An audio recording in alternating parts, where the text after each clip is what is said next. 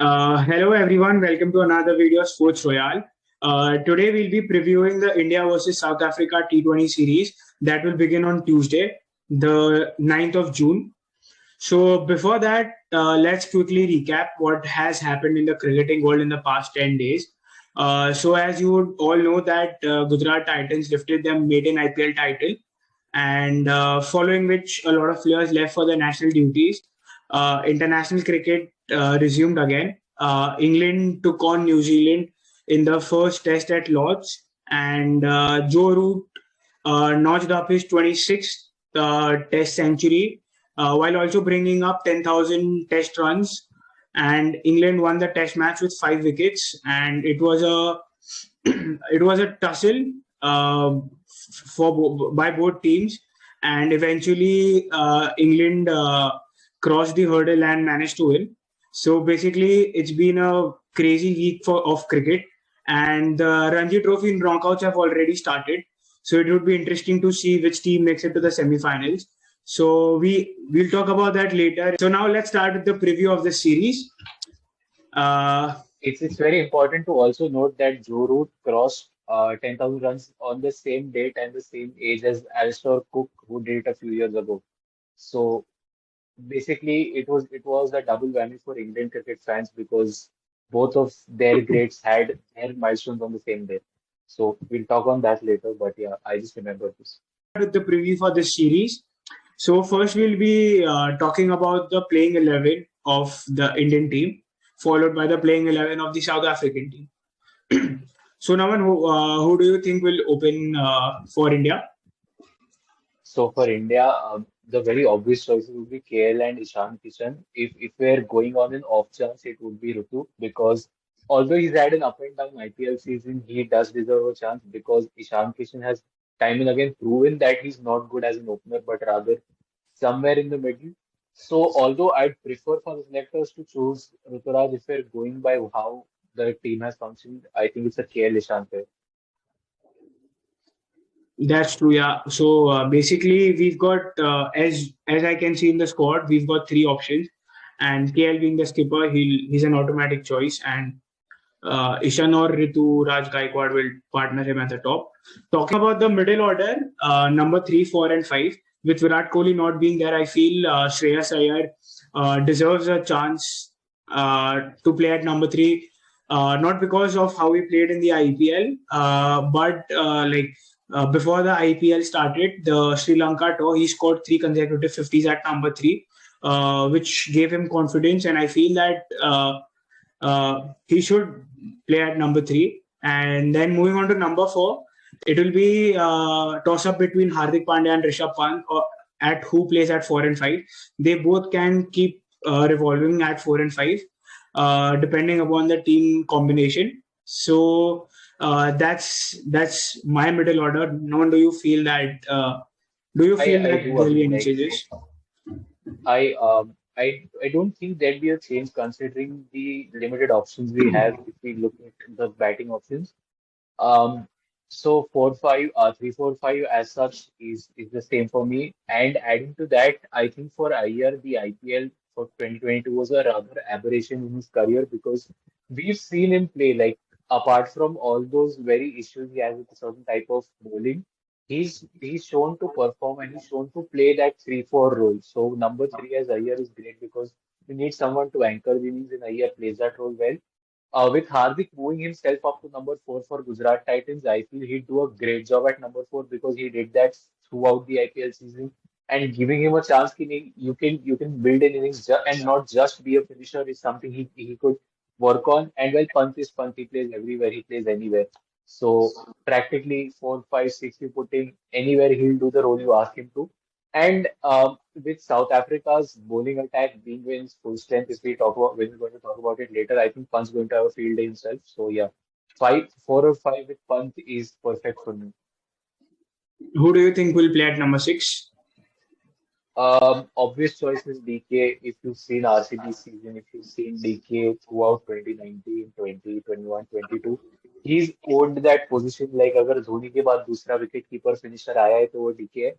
If I'm discounting Pant here because Pant also builds innings a lot of times for India, so I put him in that list where if you want him to finish, he'll finish. But for DK, it's very clear it's a finisher's role. Like even with RCB throughout this IPL, we saw him sending him in as a team builder just didn't work because for him it was hit out or get out. So it was tough. So of course, number six as your anchored finisher as the champion finisher is DK, and onwards, if we go seven, you need someone who can somewhat bat because, for example, see if we look at the India Sri Lanka series, I think it was an ODI, but Bhuvi had come into bat with Dhoni. So if you look at that series, you need someone who can play and who's also a pinch hitter because T20. So I think Harshal because he's shown his prowess with the bat in the domestic scenario at least. Yeah, IPL mein he hasn't been able to play as much, but I think that's fair. So he could play number six, but number seven. But what about you, Naman? Yeah, Harshal should play at number seven. Like, there's no Shardul Thakur, there's no Deepak Chahar or Jadeja either. So, like, anyone who can, number seven should be anyone who can bat. And looking at the options that we have in the squad, it can either be Akshar Patel or Harshal Patel. So, I'll go for Purple Patel instead of Akshar Patel. So, yeah, that's about it. Now, let's talk about the spinners. Uh, Spinners. So now, if you go on my personal preference, it would be Yuzi and Bishnoi for me because as such, Yuzi is the person who can put batsmen in a tussle, and with Bishnoi's Chinaman bowling, you have that combination where one of them is a smart bowler and the other one's the attack bowler. So that's there. But if we go by how team selections function, I think it will be Kulcha's return. So you will have Kuldeep and Chahal back in the squad and them doing their tricks around batsmen. So yeah, it's either of the two Chinaman and Yuzi for me because that's how it functions. And if it's a heavily spin friendly pitch, as you said, it would be a toss up between Harshal and Akshar at that moment in time. But for the other two spin places, it's a clear choice between these three. I have to agree to that. Like, I don't see any other option. Either Bishnoi or Kuldeep for the second spinner's role, and Chahal makes his case for the first with a terrific IPL season. 100%, he's your new spinner. And then your pace attack, the two bowlers who either will open or bowl for the death is basically very clear to us. Naman, what about you? So, What? what are Sorry. your choices? What are Uh, your choices for the pace attack? So, as we've already chosen one pace bowler at number seven, Harshal Patel, who can bowl at the death. So, to accompany him at the death, like bowl a couple of overs at the death and 2 overs up front, should be Bhuvneshwar Kumar, given his experience and his recent IPL success. I feel that he should be the first choice.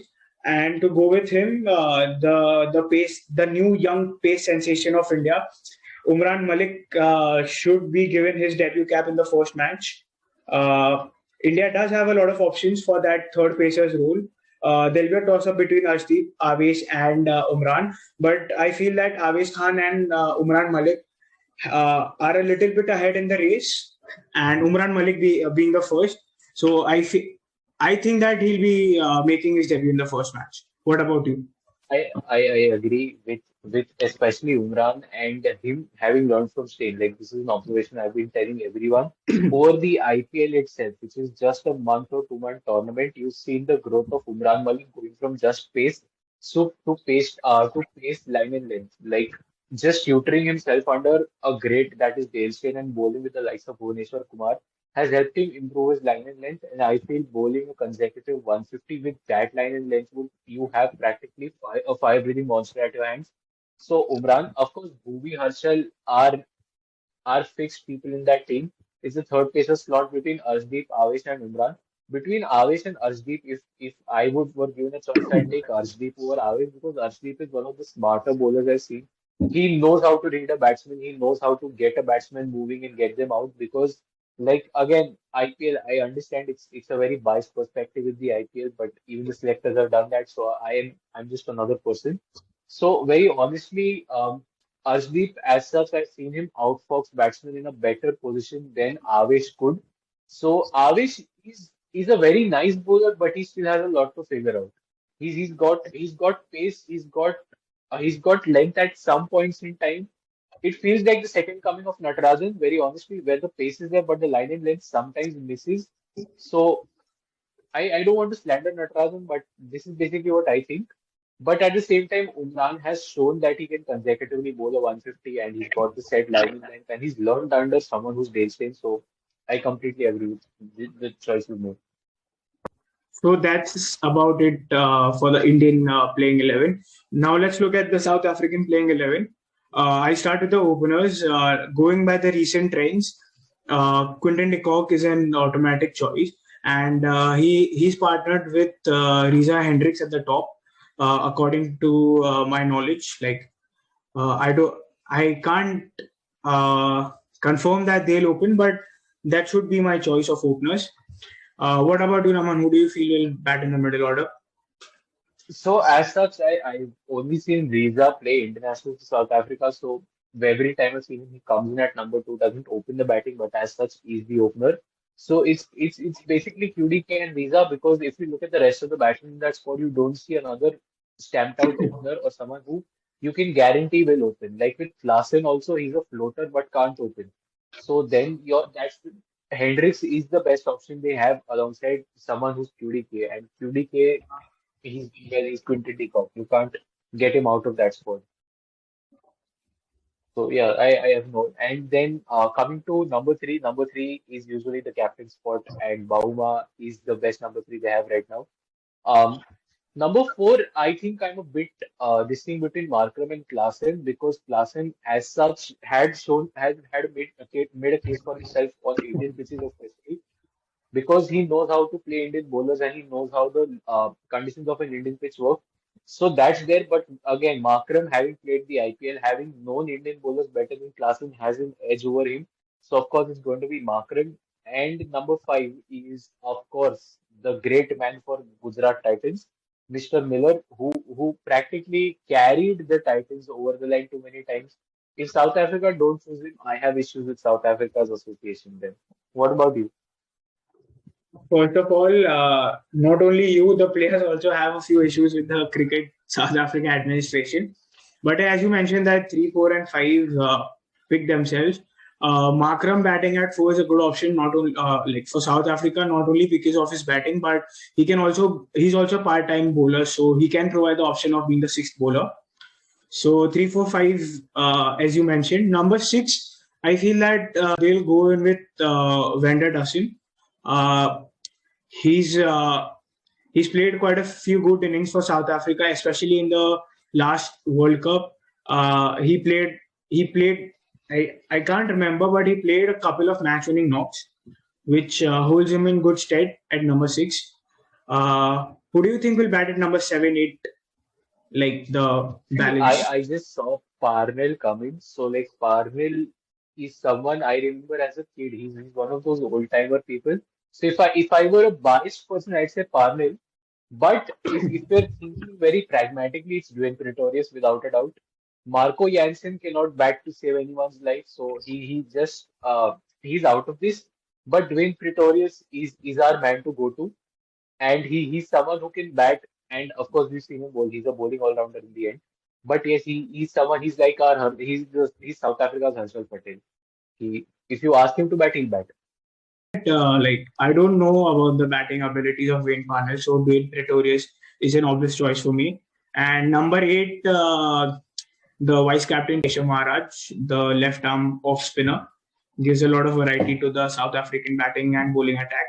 So and he provides a lot of balance as well. Like if Pretorius is not selected, he can move up and bat at number 7. Now, Um, yeah.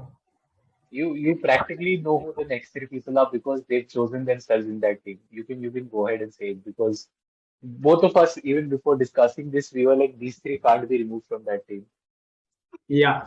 So coming to number 8, the best wrist spinner in the world at the moment, Tabraiz Shamsi. I guess he has got he has got a point to prove because he was not selected in the IPL by any team, and being the best spinner, he would want to prove himself on Indian pitches to those IPL teams to be selected in the following years. Naman, I'll give you the chance to mention the name of the two fast bowlers. See, it's Kagiso Rabada and Hendricks Norkia.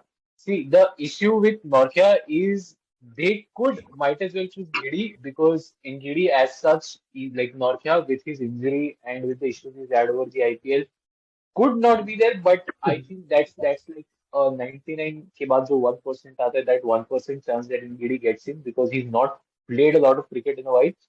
Rabada and Norkia are their attack is basically they're the two people who could kill someone if Cricket South Africa asked them to kill someone.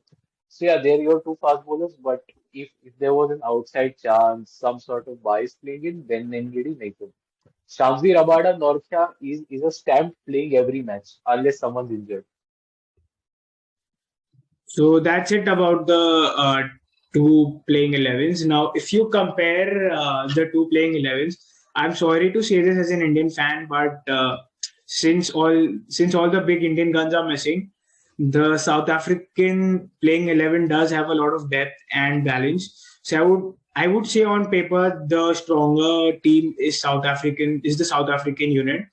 But as the captain mentioned that even without Virat and Rohit, the fighting spirit in the Indian camp will still be there. And since it's a home series, we all hope that the Indian team will punch above their weight and prove their worth.